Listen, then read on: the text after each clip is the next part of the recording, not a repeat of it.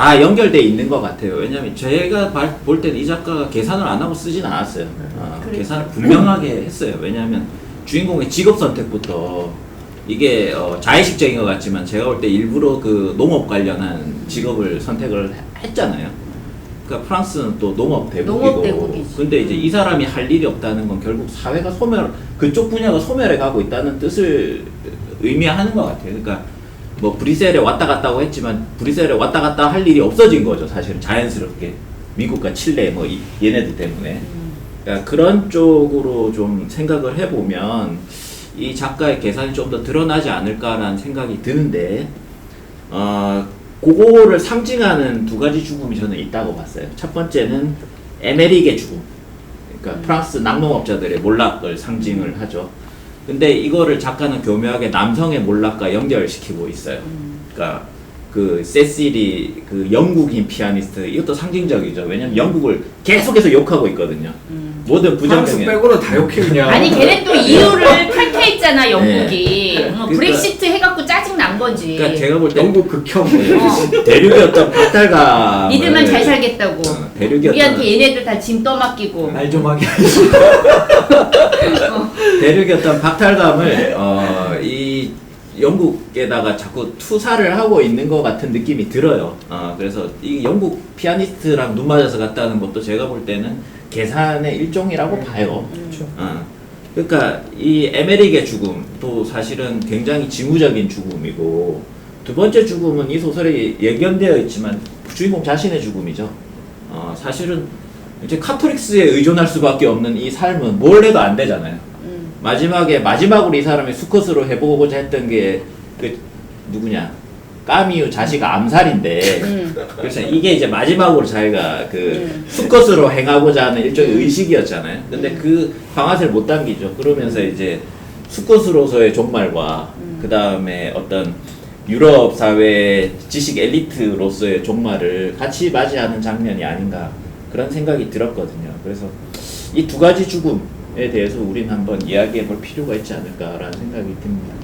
에메릭의 죽음이라고 하는 거는 결국에 여기에서 무장분기한 농민들이 무너져가는 낙농업계를 막을 수 없기 때문에 맞이하게 되는 상징적 죽음이기도 하지만, 동시에 지금 프랑스의 현실에서 남성들이 처해 있는 이 성적인 능력의 죽음이라고 하는 두 가지 의미를 한꺼번에 가져가는 거잖아요. 근데 저는 이제 그렇게 봤을 때 이 전체적인, 그러면 이 장광설은 뭐가 되느냐가 중요한 것 같아요. 결국에는 죽음으로 치달을 수밖에 없고 총체적 노답 상태라고 하는 거를 강조하기 위한 소설인데, 그렇다고 한다면 이 남자의 끊임없는 과거로의 퇴행과 약물에 대한 의존과 동시에 어떻게든 뜨뜻미지근한 사랑을 되살려 보려고 하는 이 과정들이 무엇인가에 대한 의문 쪽으로 저는 가게 되는데, 그게 저는 이제 최소한의 자기 방어의 수단이고, 결국에는 발기할 수 없음에도 불구하고 발기 상태라고 하는 것들을 과장적으로 보여주어야 하는, 어떻게 보면 남성, 여기에서 지금 작가가 의도하고자 하는 서구적 남성의 최종적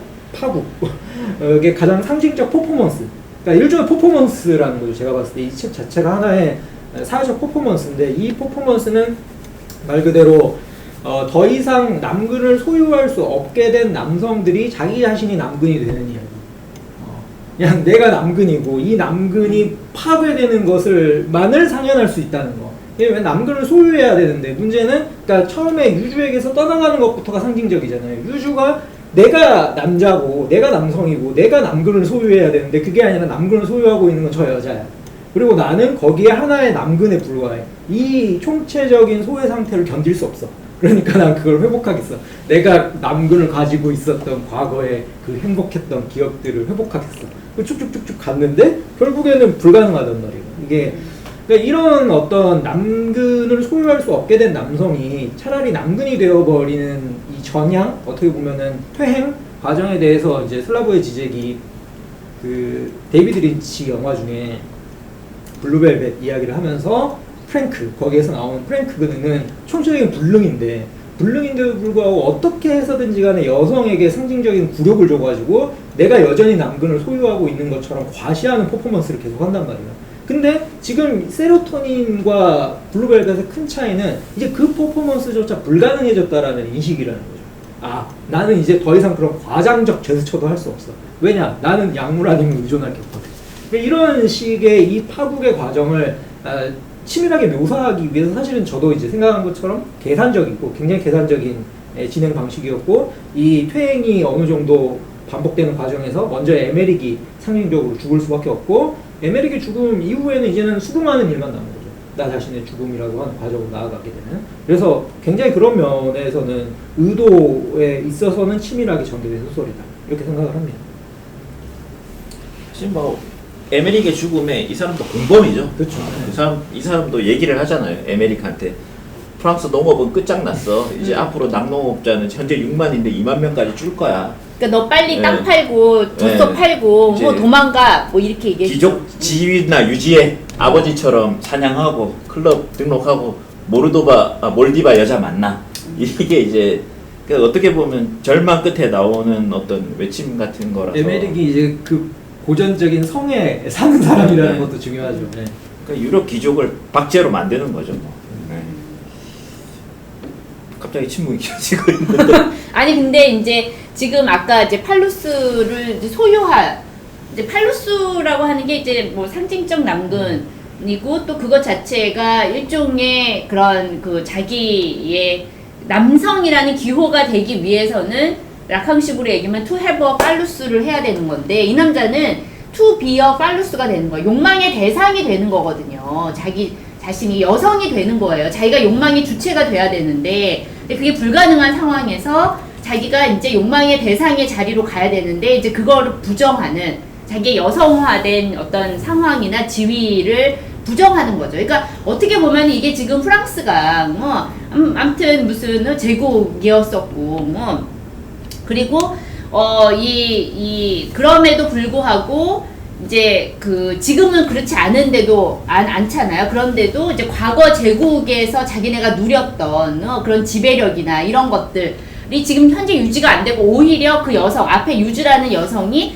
많은 이 프랑스의 상류계층 남성들을 막 위에서 내려다보는 어떤 여신이고, 그 남자들을 막 그 컨트롤하는 여자로 등장을 하잖아요. 근데 이 남자가 이제 그걸 보면서 자기는 아까 얘기한 것처럼 그렇게 여성화된 그런 존재에 불과하다는 걸 알고 그걸 부정하면서 그 이전에 자기가 남성 주체였던 시절을 회고하지만 결과적으로는 그럴 수 없다는 거를 확인하는 것이 이 남자의 죽음인데, 에메릭의 죽음과는 좀 다른 게, 에메릭은 이 남자는 뭐 그 몇 명 좀 총 쏴서 죽이고 나서 죽어야지 라고 또 거기서 또 깐죽거리잖아요. 에메릭의 죽음에 대해서도. 근데 그렇지만 에메릭은 어쨌든 이게 명확하게 아까 퍼포먼스라고 얘는 퍼포먼스를 보여줬단 말이에요. 자기 죽음을. 그렇죠. 이렇게 많은 사람들 앞에서 그게 막 카메라가 방송 카메라가 찍고 있는 상태에 자기를 딱 권총으로 자살을 했는데, 근데 이 남자 같은 경우는 이게 그 죽음이라고 하는 것이 그냥 무기력 상태, 일종의 죽음 충동의 상태고, 무기질로 돌아가고자 하는 그런 충동의 상황이고, 아무것도 안 하는 거예요. 이 사람이 뭐 코르티졸이라는 스트레스 호르몬 때문에 이 사람이 살이 막 80kg도 찌고 막 이런 식으로 얘기하지만, 이 사람이 살이 찌는 이유는 아무것도 안 하고 맨날 처먹으면서 텔레비전만 보기 때문에 살이 찌는 거예요. 그러면서도 계속 이 사람이 자기가 그래도 꽤 오래 버틸 줄 알았는데 지금 있는 돈으로는 얼마 한 10년밖에 못 버티겠어. 막 그러면서 갑자기 막 계산을 하잖아요. 근데 그 전에는 자기가 무슨 뭐 쟤를 죽이고 감옥에 가겠다. 뭐 쟤를 죽이고 어떻게 하겠다. 자기 여기서 떨어지면은 자기가 뭐 이과라서 이런 계산은 속도랑 뭐 이런 거 계산을 몇 초 만에 자기가 떨어질지 안다는 둥 뭐 이런 식으로 얘기를 하지만, 사실 이 사람은 그럴 수 없는 사람이라. 퍼포먼스조차 할 수 없다는 게 바로 그런 상황인 것 같아. 그냥 이 사람은 죽기만을 기다리는 거고, 그게 아까 얘기한 것처럼 자기가 1등이, 프랑스가 1등이 될 수 없고 제국이 될 수 없으면 차라리 나는 그것 자체를 처음부터 애초에 원하지 않았던 것처럼 그렇게 상황을 설정해서 어쨌든 자기를 보호하고자 하는 끝까지 그러면서 그냥 이때 에메릭의 죽음과는 너무나 다른 죽음인 것 같아요. 그냥 무기질로 돌아가고자 하는 충동에 불과하달까? 네.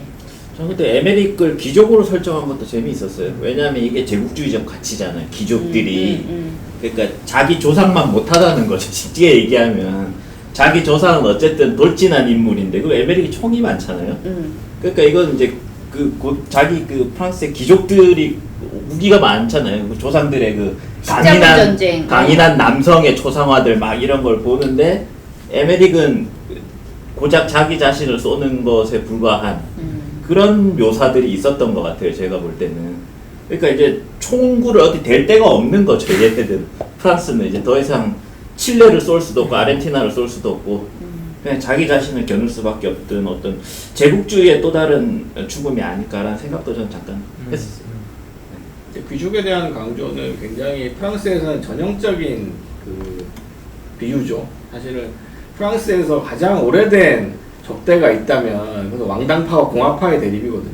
왕당파들은 결국 귀족들이고 공화주의자들은 결국 신흥 부르주아들 그 사람들과 싸움에서 결국 승리하는 것이 프랑스 혁명이거든요. 그래서 그 왕당파에 대한 회고는 끊임없이 프랑스 현대사에서도 계속 등장을 해요. 드골주의가 나타내는 것들이 결국은 드골이 가지고 있는 귀족주의적인 이미지, 왕당파적 이미지가 일시적으로 승리를 했기 때문에 드골이 득세를 했고 대통령으로서 굉장히 존경을 많이 받은 것이고 지금도 프랑스가 무슨 요즘 한국에서 프랑스 뽕 맞은 사람들이 워낙 많아가지고 프랑스가 마치 혁명의 나라, 좌파의 나라인 것처럼 알려져 있지만 사실 프랑스는 여전히 왕당파의 나라입니다.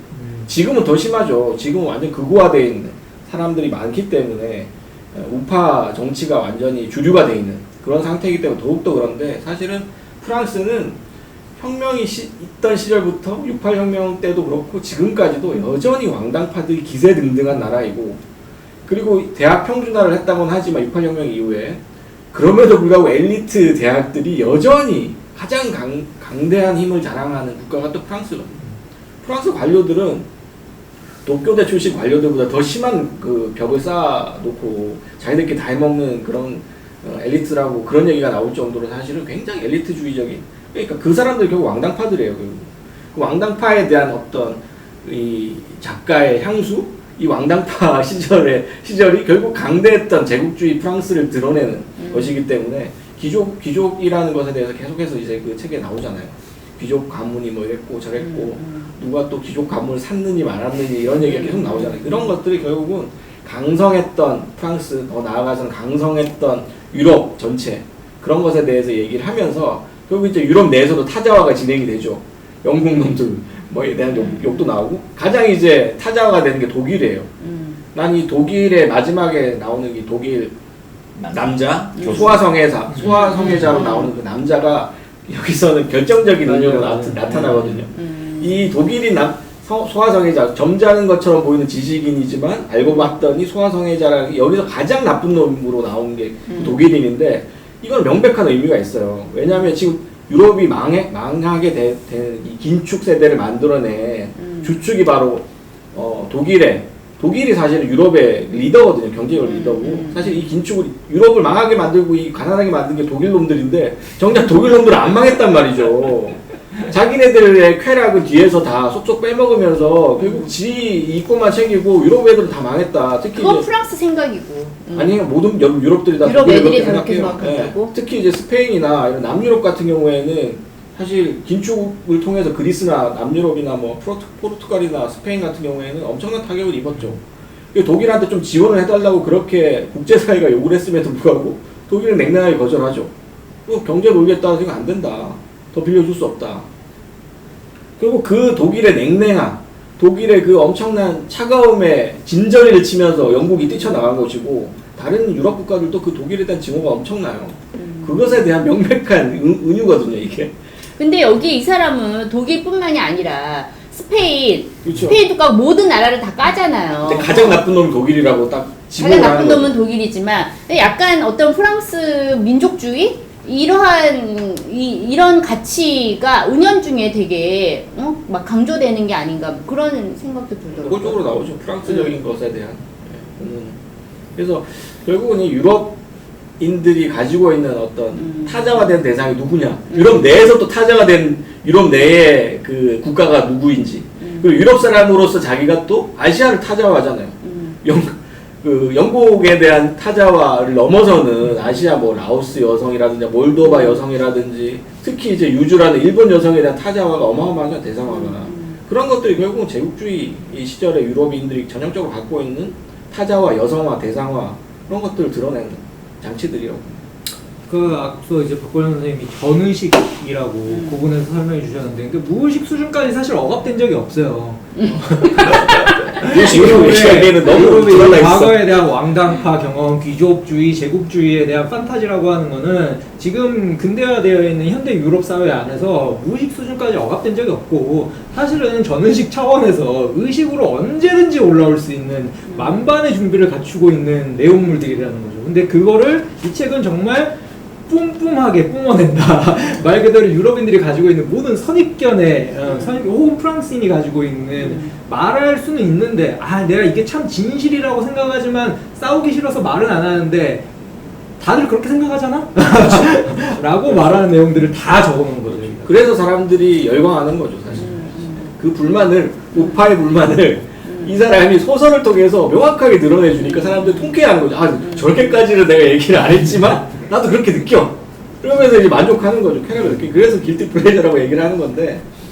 아니 근데 이 사람은 또 약간 프롤레타리아 혐오도 있는 것 같아요. 그러니까 있죠. 귀족적인 것에 막 되게 추앙을 하고 근데 거기 막 새를 자기가 그거를 총 쏘려고 막 하는데 그 새를 프롤레타리아에 비유를 하거든요. 저 프롤레타리아 너무 이제 어디에나 있고 아무데서나 출몰하고 죽여도 계속 있는 막 그런 식으로 이 새들을 결국엔 쏘지는 못하는데 프롤레타리아에 비유하는 것도 그렇고 좀 뭐라 그럴까 아무튼